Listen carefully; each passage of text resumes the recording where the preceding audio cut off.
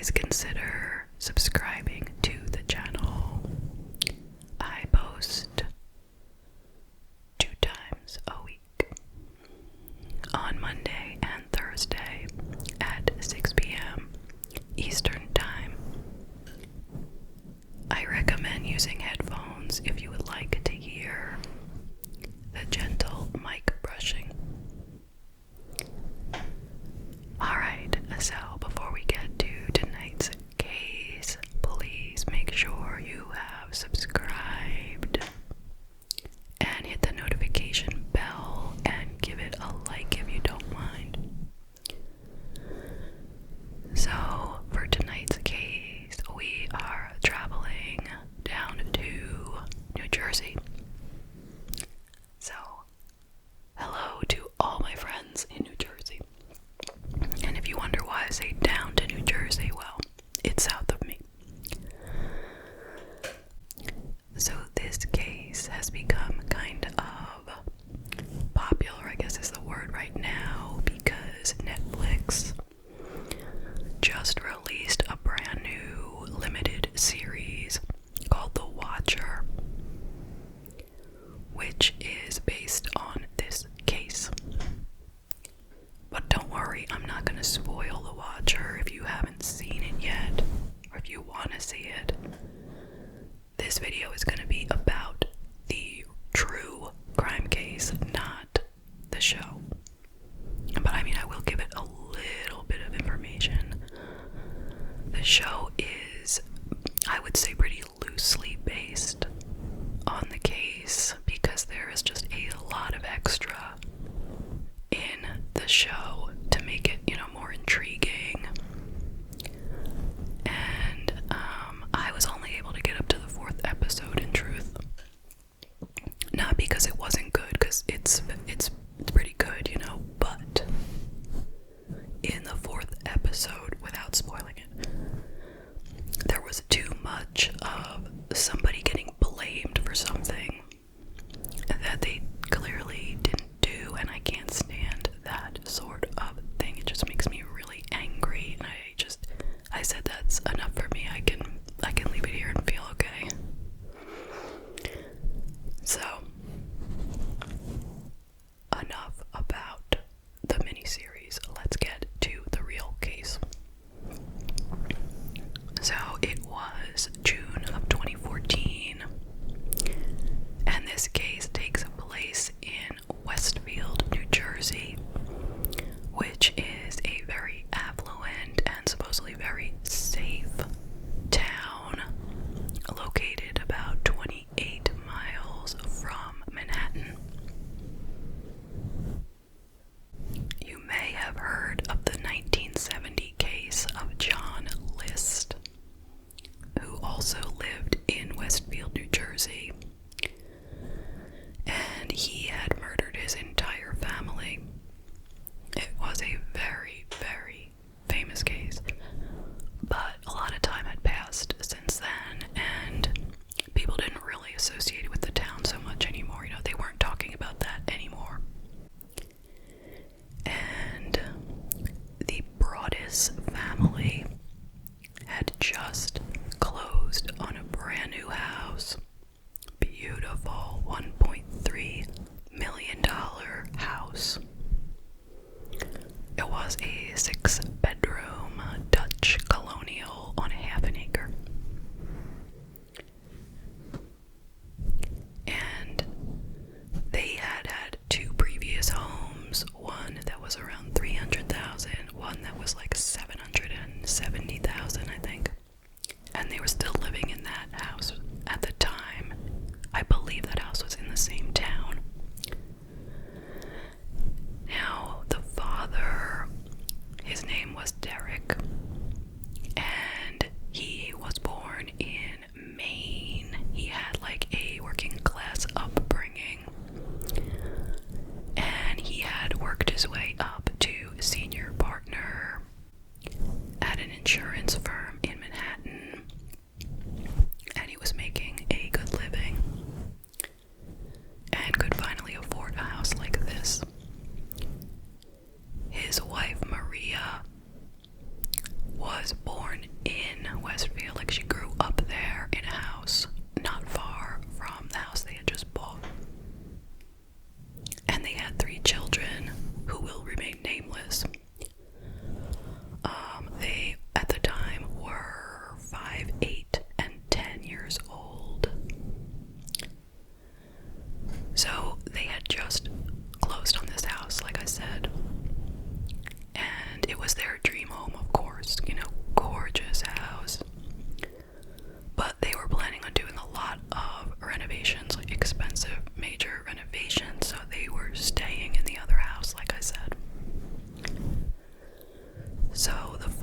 was at the house. He was doing a little painting, and he went to check the mail, and he found a letter. And he opened it up, and this is what it said. Dearest new neighbor at 657 Boulevard, allow me to welcome you to the neighborhood. 657 has been the subject of my family for decades now, and as it approaches its 110th birthday, I have been put in charge of watching and waiting for its second coming. My grandfather watched the house in the 1920s, and my father watched it in the 1960s. It is now my time. Do you know the history of the house? Do you know what lies within the walls of 657 Boulevard?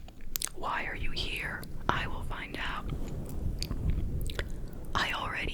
I see already that you have flooded 657 Boulevard with contractors so that you can destroy the house as it was supposed to be. Disc. Bad move. You don't want to make 657 Boulevard unhappy. Signed, The Watcher. So, as you noticed at first, the house is on 657 Boulevard. That is the address. Already sounds like a made-up address for a movie, but that is actually the address. Like, the street is just called Boulevard. But anyway, so the father reads this letter and he's like, what the heck? I mean, that is super scary, you know? So he starts running around, you know, locking up and shutting the lights, afraid somebody's watching.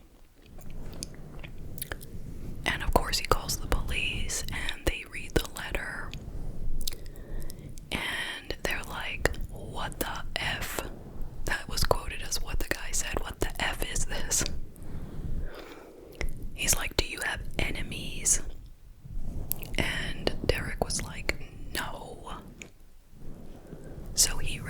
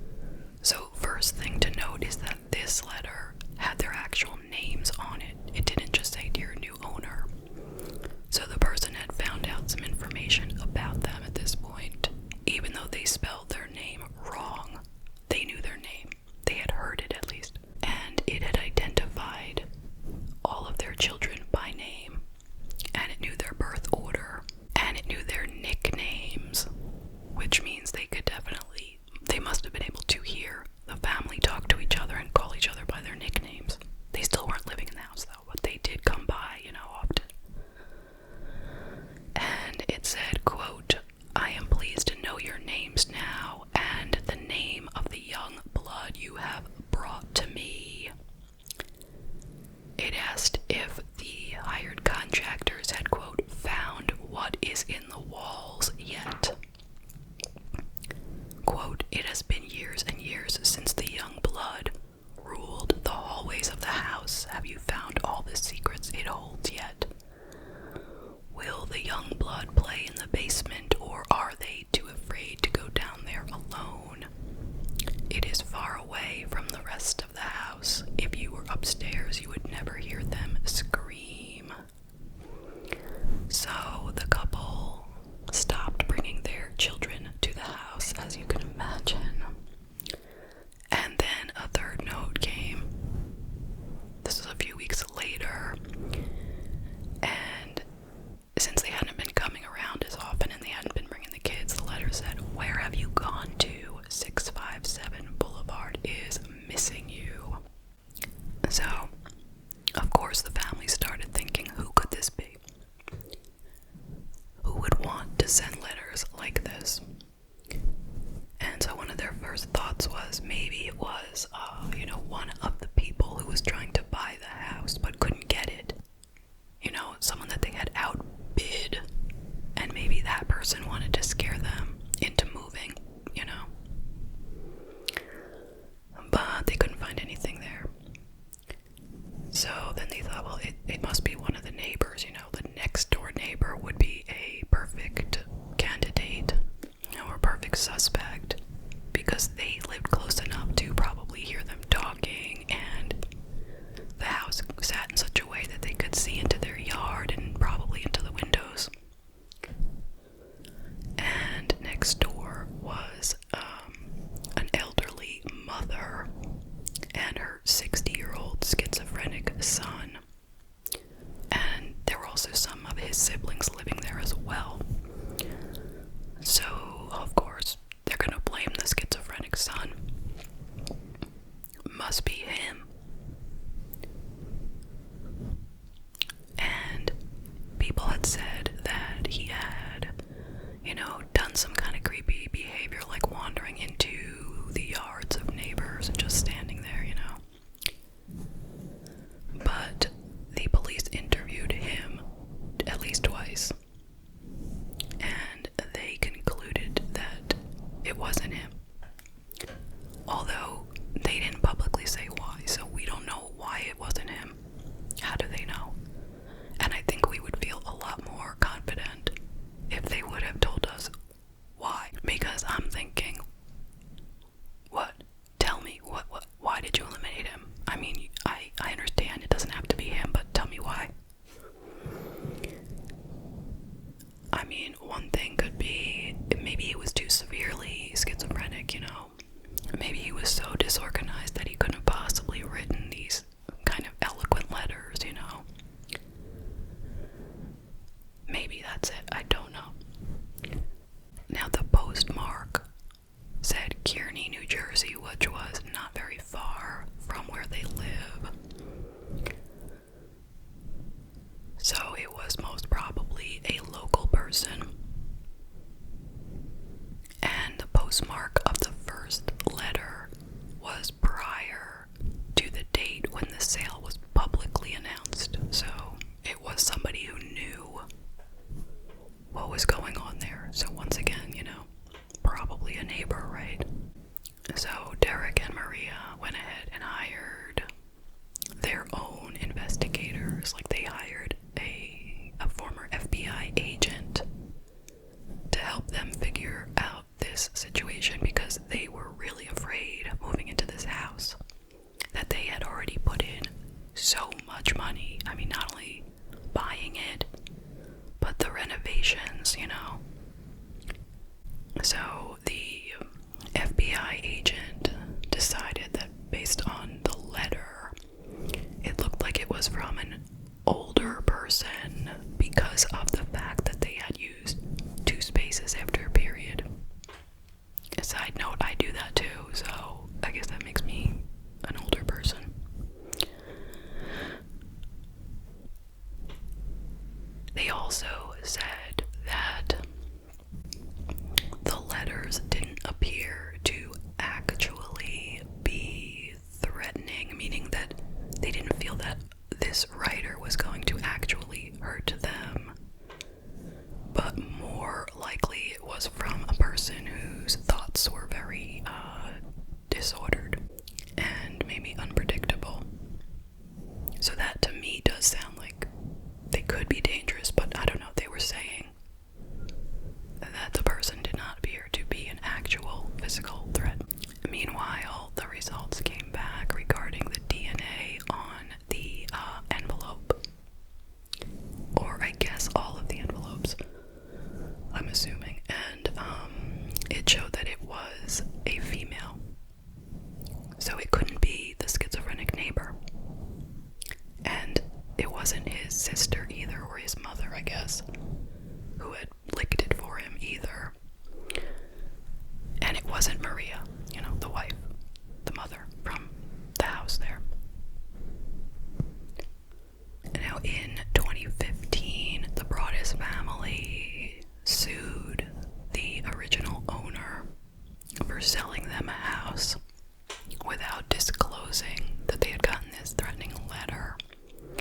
But it was thrown out of court because they were saying that's not really required, or it's not actually required to disclose information like that.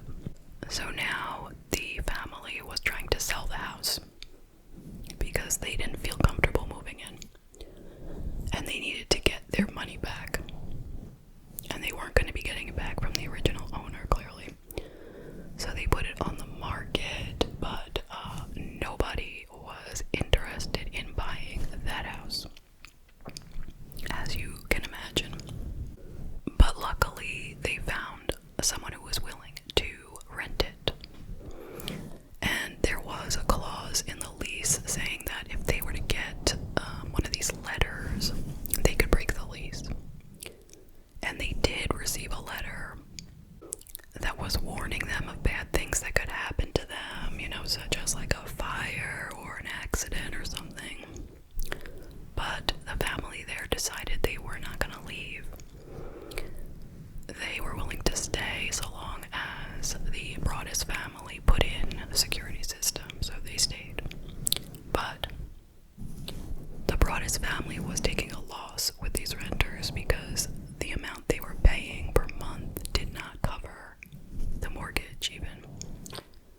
Now in December of 2018, the police were still working on this case, and they decided to canvass the neighborhood and get voluntary DNA tests from the neighbors.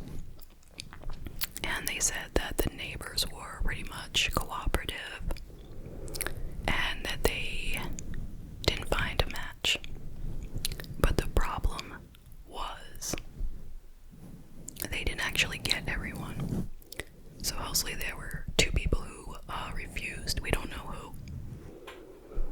And there were several people who just weren't there when they were doing the canvassing, so they didn't get everyone. And they couldn't force people to take this test anyway, so it wasn't really all that helpful.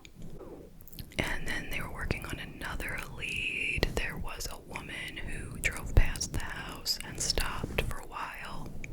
And so the police went over to talk to her. What are you doing here? And I still don't know what she was doing there, but she told them that she has a boyfriend who is into playing very dark video games, and he plays as a character called The Watcher. So I still don't know why she was at the house. Like, what does her boyfriend have to do with her driving past the house? Maybe she was looking for him, maybe she suspected him. I don't know, but anyway, they arranged to interview him. And they made 2 appointments, but he didn't show up to either of them. And that was the end of that. I guess there was no way to force him to come. I don't know, but they dropped it. And then there were neighbors who were talking online, accusing Derek of being the Watcher. Because neighbors, I guess, were upset about the property value maybe, going down because of this, and they didn't want any kind of bad publicity for their town. It was an affluent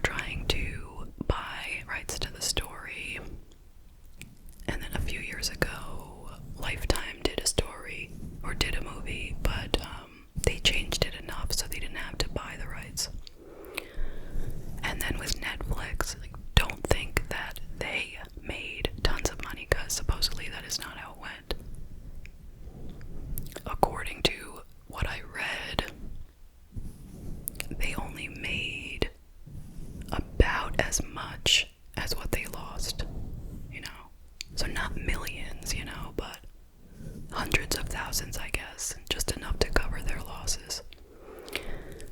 And they don't want to watch the show, they've said, because it's too traumatic for them, even though it's a lot different, but still, it's enough similar. But they said that at least by selling the rights, they were able to have a little bit of say. And they told Netflix, do not use our names and make the family different from us, So the family on the Netflix show has 2 children who are older. Like maybe one is like a preteen and one is 16. Whereas this family had 3 younger kids, And the stories are not exactly the same. People have been trying for years to come up with theories as to who did this. And of course, some people still believe that it was Derek. And then people think it was a real estate agent who was just trying to, make money by keep flipping the house, that kind of thing. Or just a prankster, just some random person who was just playing a big joke. And then there have been some other interesting theories, like there was an English teacher at a high school, like 2 towns over, who always talked about being really, I guess, obsessed, kind of, but that's not the word they used, with a certain house in Westfield, New Jersey, and how he had been sending letters to the house, like 50 letters. And then he had retired in 2014. In fact, it was June of 2014, just in time for this all to start happening. So when kids in that class heard about this case, they came forward and said, hey, we got this teacher who sounds a little suspicious now that we're hearing what's happening in Westfield.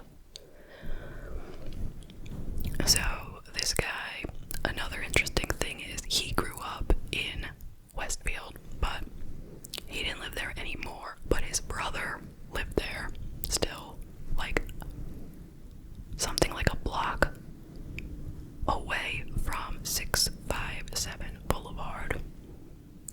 And the brother was a lawyer, and he was actually the lawyer that represented the Broaddus family when they tried to sue the original owner.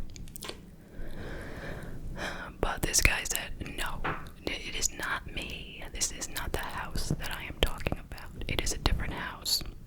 And he said that he wrote letters to the house, not to any person.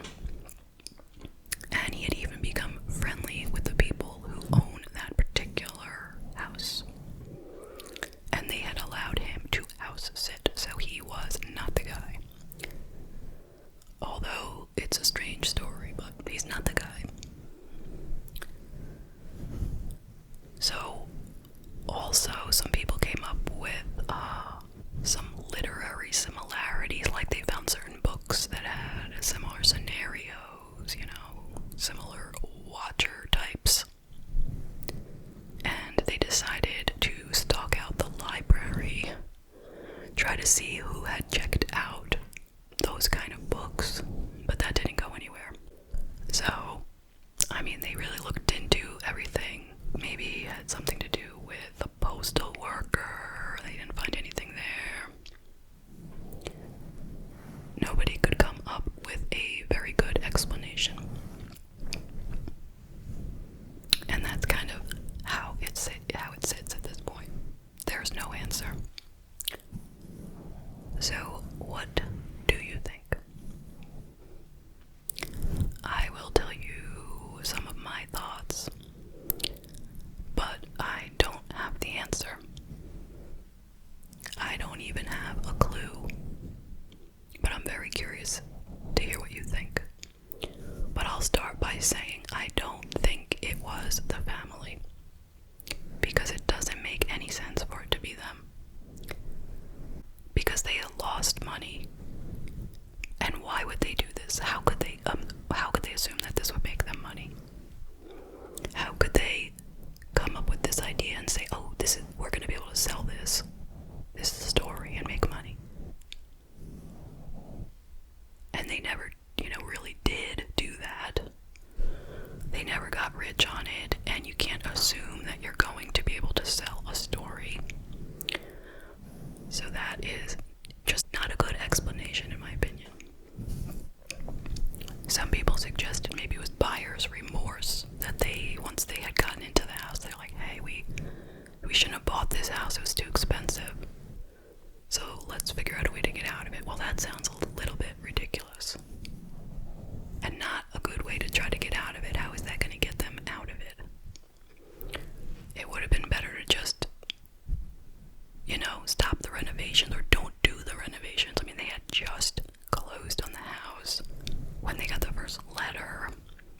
So I would say skip the renovations and just sell it now before you put out any bad publicity about it, you know, if it was buyer's remorse.